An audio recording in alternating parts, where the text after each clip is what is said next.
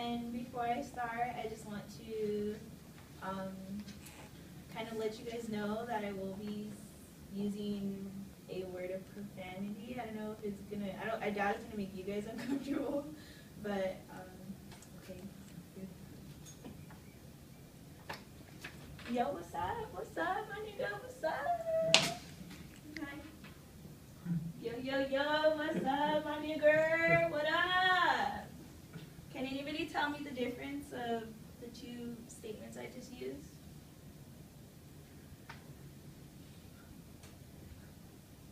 No? You said, One of them is used a lot in pop culture, the other one, as soon as Has you use more it, of like a, it's a negative, yeah. negative connotation. Okay, so the two words I used was nigga and nigger, and they both have two different, well, they have two different endings, but they both mean the same thing. So my question is, just because the ending is different, does the word's meaning change as well?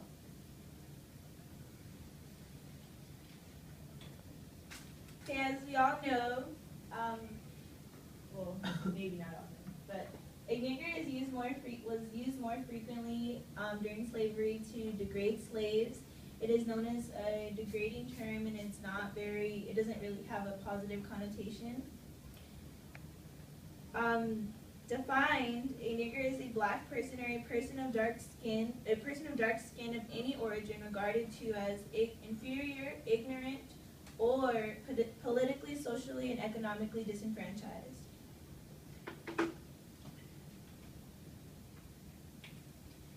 A nigga is defined as something only a black person can call another. And I was really surprised when I seen this definition because really I feel like it shouldn't be said that only a black person should call or say that word because it really shouldn't be used at all.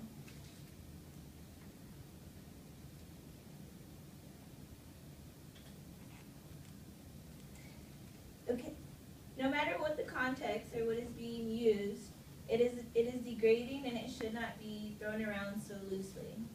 First, today I will talk to you about how pop culture or society has turned it into a sort of term for endearment as a homie or a friend.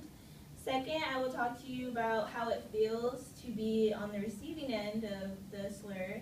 And lastly, I will tie it in and let you guys know why I feel that it should just not be used in any context.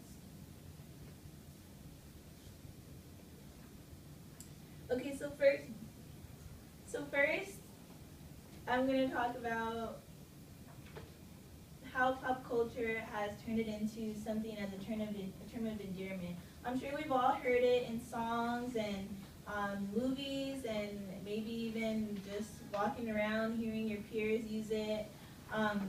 Usually they won't say nigger, they'll say nigga. You know, like there's a song that just came out by YG and he's talking about my nigga. You know, so it's kind of like now I'm pretty sure young children are going to be listening to this and it's kind of making it seem like it's okay, like it's fine, you know, but really the term still holds the same meaning. So I ask you guys today, if we take the word gangster and turn it into gangsta, does that change the meaning? No, right? So here, now I'm going to show you guys a clip of, well, I'm going to try to show a clip of a teacher who used the term just because his student used it. So the sound is not going to work. Okay, so the sound's not going to work, so I'll just explain what happened in the video.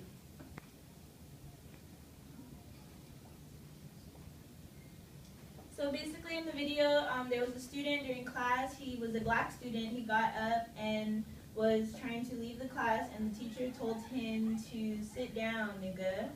And the teacher really didn't seem like, the teacher really did not see a problem with this because he said his reasoning was that he was just calling the student what the student uses.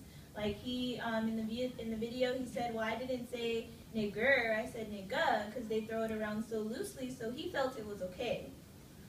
And in the video, he's asked, well, if you're trying to make your students see that it's not okay to use it, then why would you use it against them and say nigga, or to just use it as a term of endearment from coming from a teacher to a black student? It just doesn't look right. And also it just, in the video he's saying like, you know, like they use it all the time. You know, they say, can a nigga get a pencil? And like other things like that. And he just sounds so ridiculous saying the word.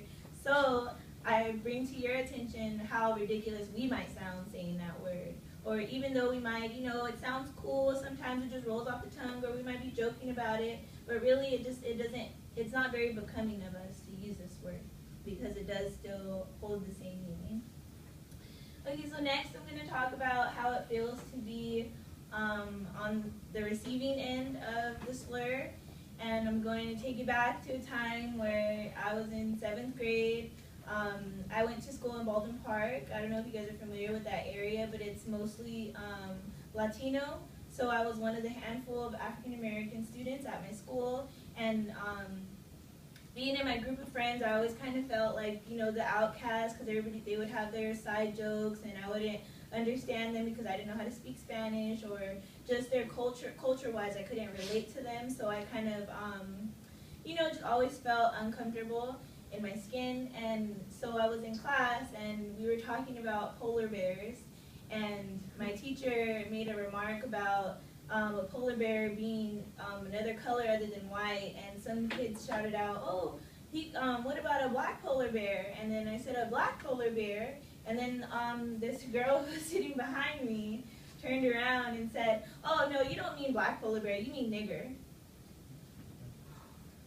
And I'm telling you guys, I will never forget this feeling, and even kind of talking about it today kind of stirs me up. It's the worst feeling anybody could ever feel. You feel belittled, you feel worthless, and I just feel like it really shouldn't be said. You know, because I was just thinking about it, like, yeah, my cousins would use the word, throwing it around so loosely, and I thought it was okay, but now that it's coming from a person and the way she said it was so degrading, it kind of just made me feel like I was a piece of poop on the floor.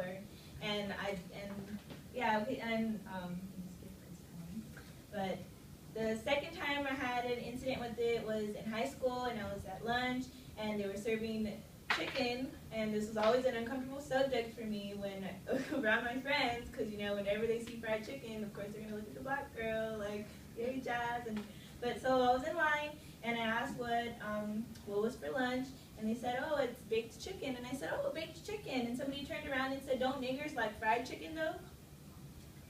And being the minority at my school, I really didn't have friends to turn around to and be like, she just said that to me. You know, I was by myself, and I kind of just brushed it under the rug, and I decided from that day forward that I would not let anybody call me a nigger or a nigga, because it does still have the same meaning.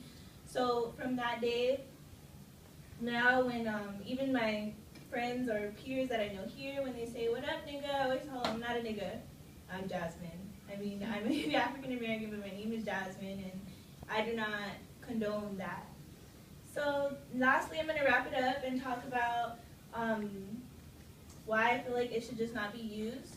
For one, it makes people uncomfortable, and for two, I feel like the way it's being thrown around so loosely today is just mocking what our ancestors went through all those years to finally be able to say, hi, I'm black and I'm proud and I'm here. And also, too, we are all, none of us are superior in race, if I put those quotes, because, you know, but none of us are superior, so I feel like even though, just going back to the definition of it being a person who is economically, politically, and socially disenfranchised, so that can be any one of us in this room. So I just feel like throwing it around so loosely is not only mocking African Americans, but it's also mocking us too. And I would like to leave you with